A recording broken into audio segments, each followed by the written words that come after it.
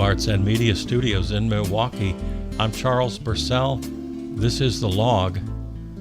We're taking the rest of the summer to review earlier segments from the first 6 months of the regime and our resistance.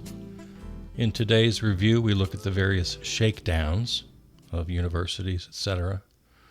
Talk about how the Democratic Party needs to transcend into something entirely different. And part of that is just simply running on the very popular issues that now, as corporate neoliberal Democrats, they just can't bring themselves to do. Some tips on knowing your rights, an appeal for impeachment, which I contend to this day is not naive.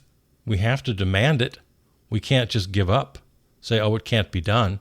Sure, it's a high hill to climb, but that doesn't mean we don't try to climb it. We talked in these early episodes at length about Mahmoud Khalil and the 230-plus Venezuelans sent to El Salvador, the notorious CICOT torture prison. Of course, we're learning now what we knew at the time, but I guess it's just being confirmed that, of course, they were being tortured. In fact, that's where we start this collection of clips from earlier shows with the Venezuelans and Mahmoud Khalil. These clips are from March 20th and 24th, episodes 514 and 515. Of course, the biggest headline of the week, as I'm sure you know, White House deported hundreds of alleged gang members, but that's laughable. We know that's a lie. Just flew them to El Salvador in defiance of a direct court order. And yeah, we know, strictly based on prior performance and the smell test, that there's no way these were all Venezuelan gang members. And even if they were, the President of the United States is not empowered by the Constitution to deport them at will without any sort of due process at all, even if every one of them was a cutthroat Venezuelan gang member, which they're not. Over, I don't have the number in front of me, 230, something like that, loaded onto 3 different planes. Many of them, we have no idea. Most of them, the great majority of them, we have no idea even who they are. None. The few that we do know, families and immigration lawyers, are arguing for them, swearing up and down that they're not members of any gang. And this is only a week after they disappeared Mahmoud Khalil. Did the same thing with him, abducted him. ICE agents, without identifying themselves, literally kidnapped him, put him on a plane, and disappeared him. Family didn't know. Authorities didn't know where they were taking him. And then it turned out later he was in a Louisiana jail. Again, without charges, without due process.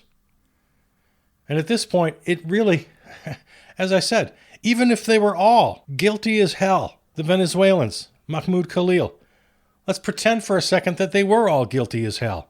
It still doesn't give the president that right. He doesn't have that power vested in him by the Constitution.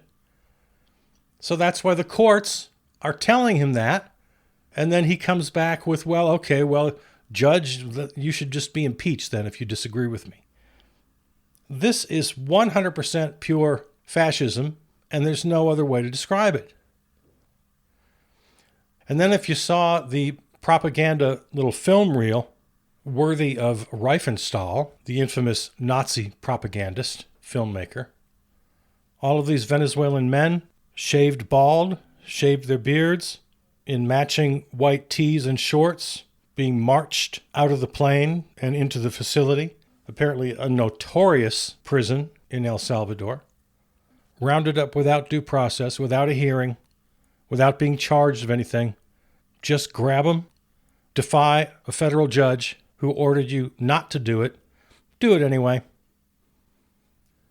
Yeah, I ranted pretty good about Mahmoud Khalil, one single green card holder abducted and disappeared to Louisiana, and warned that that's just the opening bid. And here we are less than a week later. Who is next?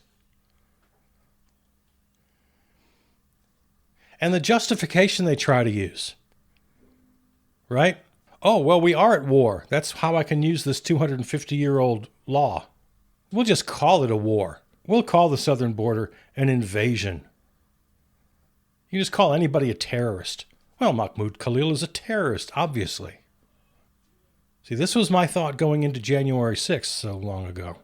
I think the Orange Menace was counting on Antifa and counter-protesters to get in a big ruckus with his boys. And that way, he could invoke the Insurrection Act and thereby cancel Congress's certification of votes on that day. I think that's what his plan was.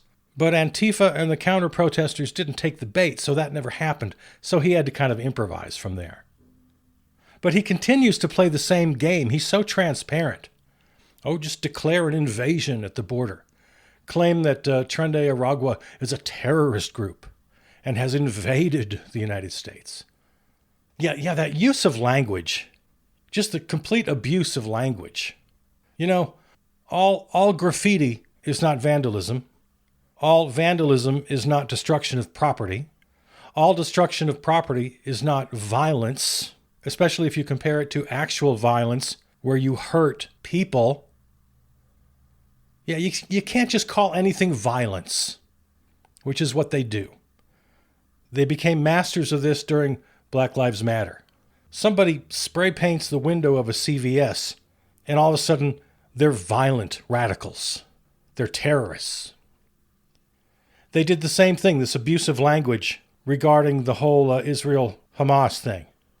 A pro-Palestinian protester is not a pro-Hamas protester. An anti-Israel protester or anti-IDF is not anti-Semite. A person who opposes Zionism does not oppose Judaism. You can't just equate all of these. That is a cynical abuse of language for the sake of exercising power, and it's heinous. Every protester is not a criminal, and every criminal is not a terrorist. You can't just take that leap. But they do it all the time. It's part of their MO. Their abuse of language for the purpose of political power is absolutely reprehensible.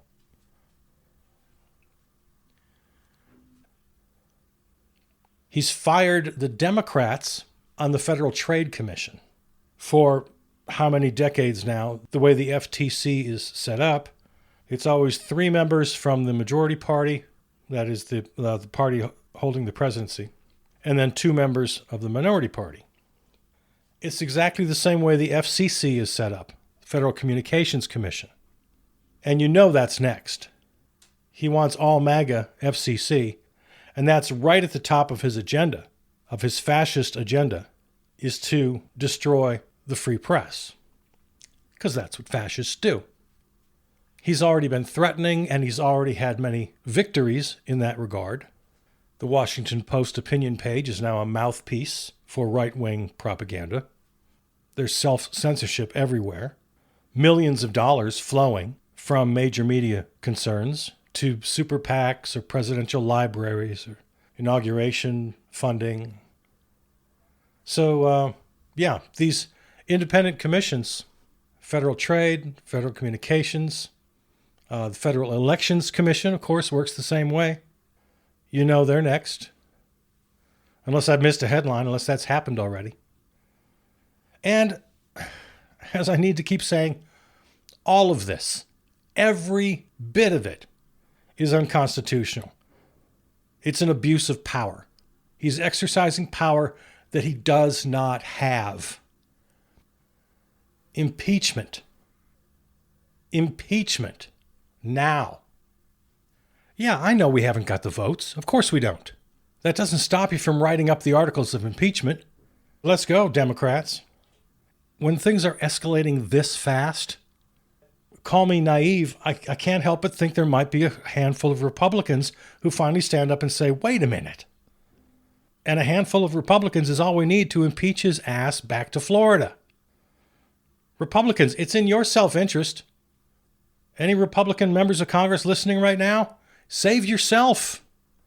Save yourself now, or go down with him as history's villains. Those are your choices.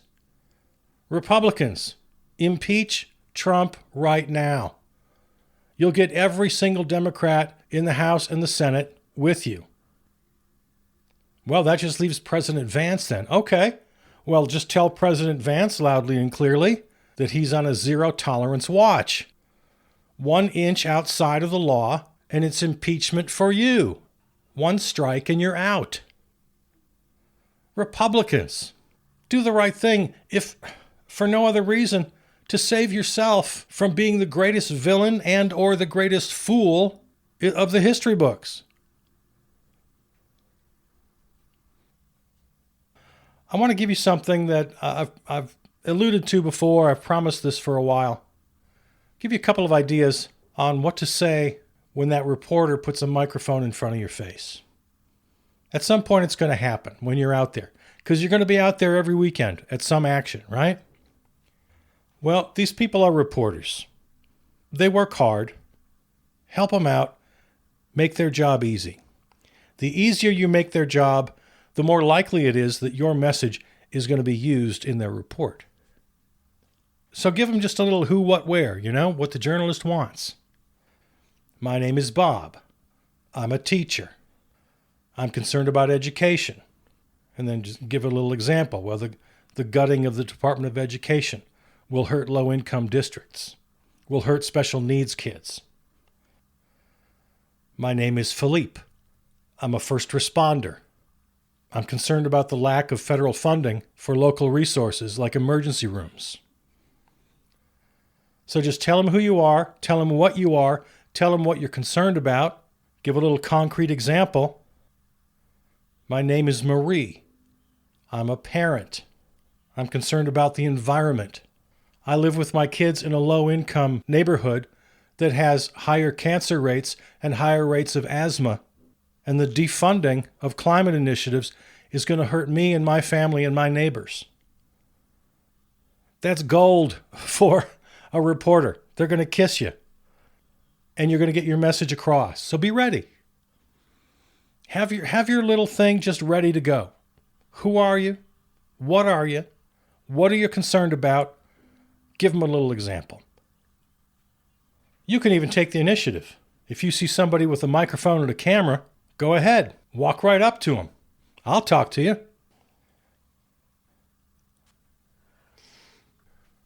I came across this. I want to share it with you. Know your rights if you're out there protesting. I've got a list here of 6 items. Know your protest rights, published by ACLU. I'm sure if you search that, it'll come right up for you. Know your rights. I'll run them down here quickly. Number 1, you do not need a permit to protest in response to breaking news. And you do not need a permit to march in the streets or along sidewalks, as long as you are not obstructing traffic or access to buildings. Okay, so don't think you have to get a permit, you have to go through all these channels. You can protest whenever you want, wherever you want. You can't obstruct traffic or access to buildings. If you do, good. That's civil disobedience. You have to take the punishment. Okay, just so you know what you're doing. Number 2, when you are lawfully present in any public space, you have the right to photograph anything in plain view, including federal buildings and the police. They're going to try to tell you you don't have this right. You do. Lawfully present in any public space, you can take a photograph of anything in plain view, including federal buildings and the police. Number 3, if you believe your rights have been violated, when you can, write down everything you remember, get contact information for witnesses, and take photographs of any injuries.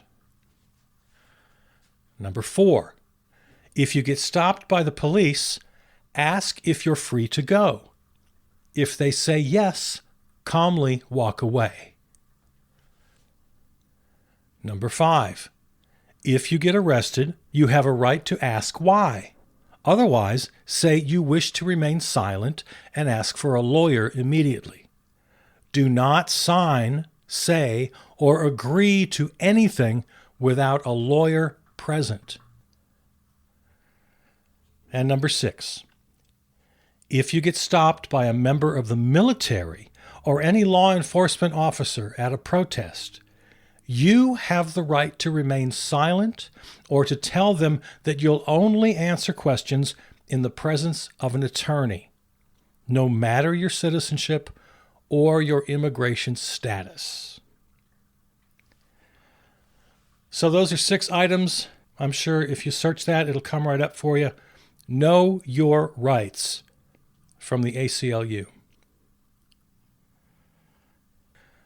All right. I went to Congresswoman Gwen Moore's town hall over the weekend. I interviewed her, and I'm going to put that together and play it for you on the weekend show, along with extended excerpts from the town hall. I'll tell you right now, the bottom line, it was too polite.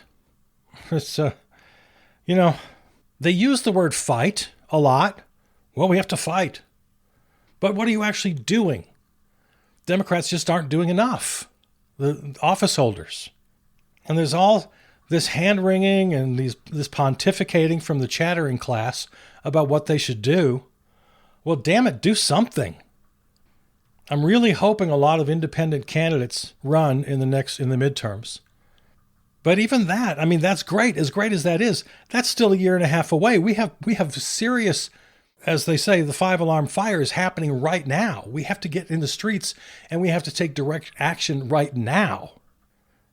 And we have to play both offense and defense. And by that I mean offense, we've got to tell people what we want. We have to be clear with our demands. And for those of you who are running in the midterms, coming up here in a year and a half, play offense. I mentioned these many times. I'll go back to it. 70% of Americans want a ceasefire in Gaza now. 56% of Americans want cuts to Pentagon spending. Nearly 70% of Americans support Medicare for all. Nearly 70% of Americans support legal abortion. 72% of Americans don't own a gun. And 90% of Americans want more gun control laws. I could go on and on. This list includes climate crisis, support for labor unions, more taxes for rich folks. 80% of Americans want the rich to pay more taxes. 76% want a higher minimum wage. The numbers are through the roof. They keep telling us how divided we are. We're not divided. So, Democrats, independents, if you can run in 26, just run on these issues. And don't get bogged down in, can I go too far left or should I stay center? Or just forget all that. Forget that spectrum. Just put it out of your mind. Just look at these numbers. Just run on the poll numbers. Run on fighting the climate crisis. Run on sensible gun control. On Medicare for all. Support labor unions. Higher taxes for the rich. A livable minimum wage. These are all incredibly popular. So that's offense. And the defense is pretty clear. We're defending against this autocracy, this oligarchy. But the wide swath of Americans are together on the major issues.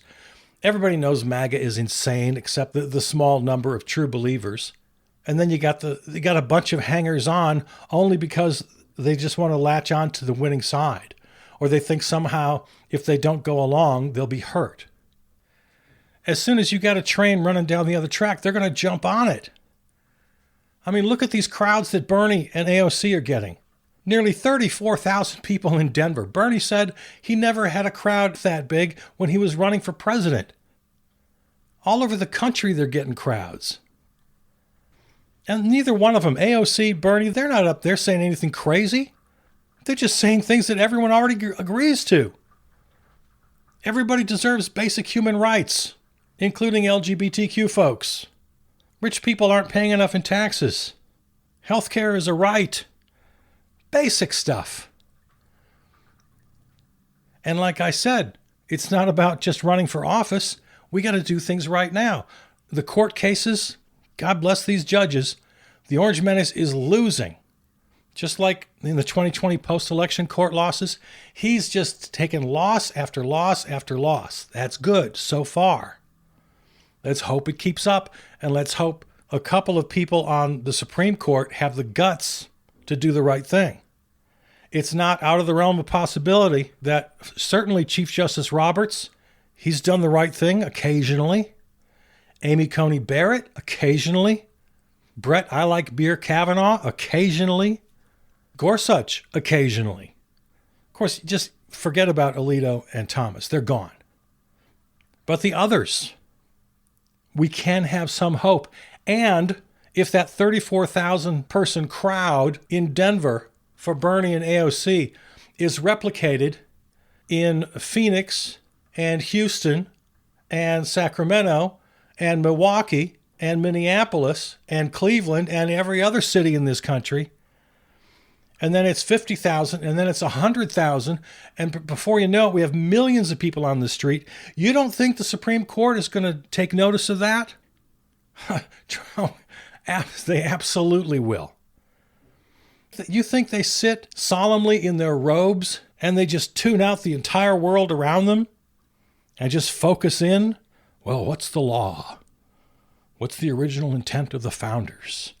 Hey, a few million people on the streets are going to be heard, even by the people in the black robes. Bernie posted in the socials this little blurb. The Democratic Party needs a major transformation.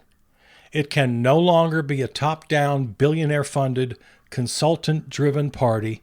It must be a multi-generational, multi-racial, working-class party. In a time of growing oligarchy and authoritarianism, that's the only path to victory. I shared that, and I noticed, looking around, that many people shared that little blurb. I mean, I don't know what the Democrats are thinking. Because if this isn't a five-alarm fire, I don't know what is. We have to get out there. Now, we have to be careful. That's why I read you your rights. Because this new McCarthyism that's going on, they just label any protester a terrorist. I'm not telling you it's going to be easy. It's a challenge. But we beat them with numbers and with standing up. I'm so proud of my neighbors right down here at Red Arrow Park. A couple of hundred people showed up when the bombs started dropping on Gaza again. I liked the immediate reaction. They did the same when Mahmoud Khalil was disappeared. That very night, they were on the streets. So I couldn't be more proud of my neighbors. And there is a risk. This crackdown from the Orange Menace, from the regime, cracking down on protesters, cracking down on legal immigrants, on tourists, using this horrible McCarthyite tar and feathering, calling everybody a terrorist. More and more cases we're reading about. Green card holders, visa holders, spouses of American citizens, rounded up, disappeared, deported on these ridiculous charges, just made up. And then on top of that, you got these shakedowns happening. The regime is shaking down Columbia University successfully. Columbia caved. The Orange Menace demanded certain conditions from Columbia University based on how he thinks the world ought to work, and threatened to take away $400 million worth of federal funding, abusing his power. This is why I keep talking about impeachment. Everything he does is illegal. It's abuse of power every time he shakes down a university. And he's got a list. He and Pam Bondi have a long, long list of dozens of universities where they're planning to do the same thing. The letters have already been drafted. You treat these student protesters like criminals, eliminate anything that sniffs of DEI from your schools. He's got his list of demands, and he's threatening the full power of the federal government. Whatever funding you think you can get, forget it. It's a shakedown. Just like the major law firms, there have been 3 or 4 of them now in D.C., literally shaking them down. Play by our rules or you'll be banned from all federal buildings. Yeah, how's a law firm supposed to conduct business without being able to set foot in a federal courthouse? Yeah, abusing his power to literally shut these firms down unless they take the kind of cases he likes or they turn down the kind of cases he doesn't like, work for his friends, refuse to work for his enemies. He's abusing his power. He's locking in his authoritarian regime in universities, in major law firms, media outlets, shaking down major networks, major publications. And it's working. A lot of them are caving. He's shaking down the state of Maine because he doesn't like their governor and what she had to say about trans rights. So he's shaking down an entire state. Again, threatening to withhold federal funds, abusing his power as the president. Every single one of these an impeachable offense. If you were to write up the articles of impeachment, which I keep asking for, it's encyclopedic at this point. I don't know where you stop. Choose the top 10, the top 20, the top 50 crimes he commits every day. And yet we've still got these people who say we have to take it easy, take it slow, don't get too excited, choose your battles. Oh, you don't want to holler too hard about Palestine or trans rights. That might put some people off. Yeah. What was Martin Luther King's letter from the Birmingham jail talking about white moderates of the time, saying, oh, work through the system, go slow. Yeah. The people today who are advising us, just take it easy, don't try to move too fast. Those are the white moderates of King's time, the ones he implored in his letter from the Birmingham jail. If not now, when? So, right, Democrats, independents, citizens taking direct action, all of us in this broad coalition, we got to work both offense and defense. Offense is direct action. It's marching in the streets. It's making specific demands. Office holders, candidates run on the popular agenda. Livable wage. Healthcare is a right. Climate crisis is real and must be fought. Sensible gun control. These pull through the roof. The American people are not divided. That's the biggest lie of all the many lies.